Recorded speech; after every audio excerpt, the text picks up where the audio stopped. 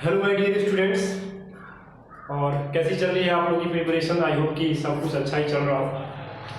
आज मैं कुछ क्वेश्चंस लेकर आया हूँ आपके सामने, और ये ग्रामर का क्वेश्चन है। इस क्वेश्चंस को हम सॉल्व करेंगे। देखो, ऐसा नहीं है कि यही क्वेश्चन आपके एग्जाम में आने वाला है, लेकिन क्वेश्चन का जो टाइप्स है बिल्कुल सेम रहेगा। तो मैंने कुछ क्वेश्चंस लिखा है, हर एक टाइप का मैं क्वेश्चंस आप लोगों के सामने लेकर आया हूँ, ताकि आप चीज़ों को समझें और बेहतर तरीके से उसको सॉल्व करने का प्रयास करें। आप लोग के सामने पहला क्वेश्चन दिख रहा होगा, जैसा कि टू फ्रेंड्स। पहले क्वेश्चन को ध्यान से समझिएगा, और आपको मैं ये भी बताऊंगा कि ऐसे क्वेश्चन किस टाइप्स में और ये किस चैप्टर से बिलोंग करते हैं। ठीक है बेटा, ध्यान दीजिएगा। जैसे पहला क्वेश्चन है कि two friends Aarav and Ananya are discussing their upcoming trip, how would Aarav report Ananya's dialogue?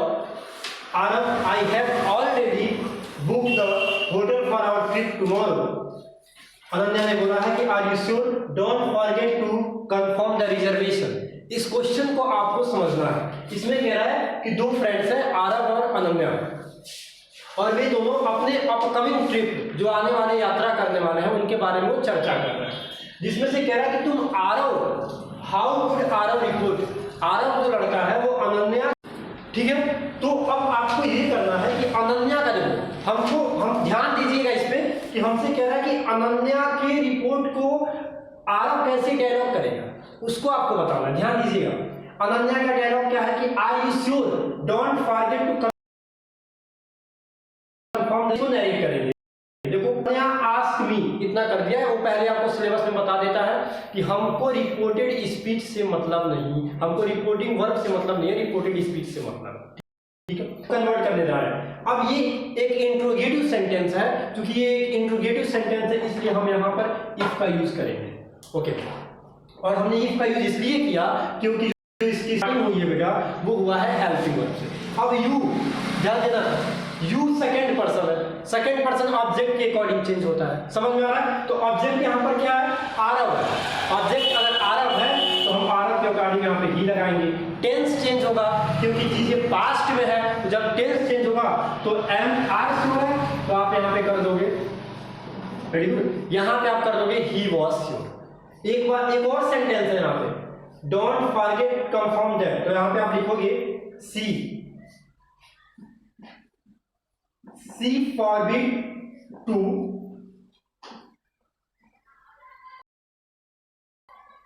Forget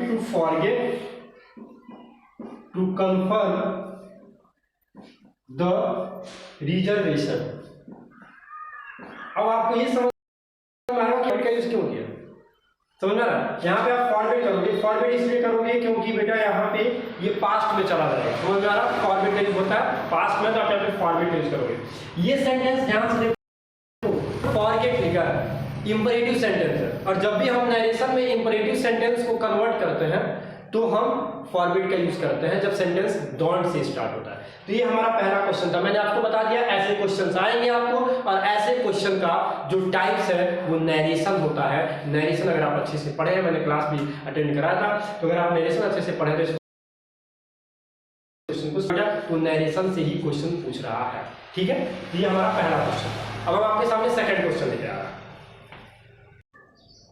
ठीक, अब इसके सॉल्यूशन को देखो कि इसको सॉल्व कैसे करोगे। सबसे पहले, चूंकि ये पास्ट है, लेटर बता रहा है, लेटर, ये पास हो गया हमारा। अब हम ये देखेंगे, वो चिल्लाया। जो सबसे जरूरी चीज है इसमें समझने वाली ये है कि क्या टू के बाद हम कौन सा वर्ब का फॉर्म यूज करते हैं। तो टू के बाद मेन वर्ब का फर्स्ट फॉर्म यूज किया जाता है। टू के बाद मेन वर्ब का फर्स्ट फॉर्म। अब टू के बाद मेन वर्ब के फर्स्ट फॉर्म में आपको पता है होल्ड और ये होल्ड, दो तुम्हारा है। ठीक है, अब हमको एक बात समझाओ, ये जो है पास है, तो यहाँ पे तो ये बोल सकता है पास द बॉल बोल सकता है क्योंकि इंपरेटिव सेंटेंस है, और इंपरेटिव सेंटेंस की स्टार्टिंग मेन वर्ब के फर्स्ट फॉर्म से ही होती है।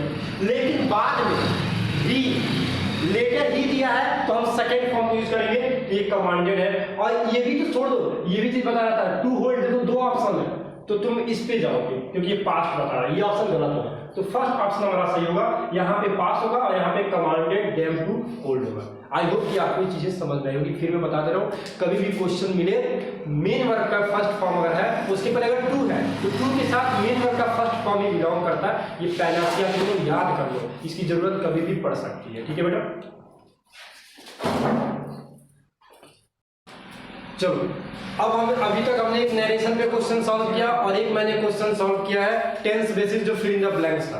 अभी आपको मैं जो क्वेश्चन लेकर दो क्वेश्चन में आपके जैसा कि आपको सामने दिख रहा होगा, ये दोनों क्वेश्चन में आपको फाइंड करना है एरर, जो कि बहुत इंपॉर्टेंट रोल निभाता है कि कैसे हम एरर को फाइंड करें।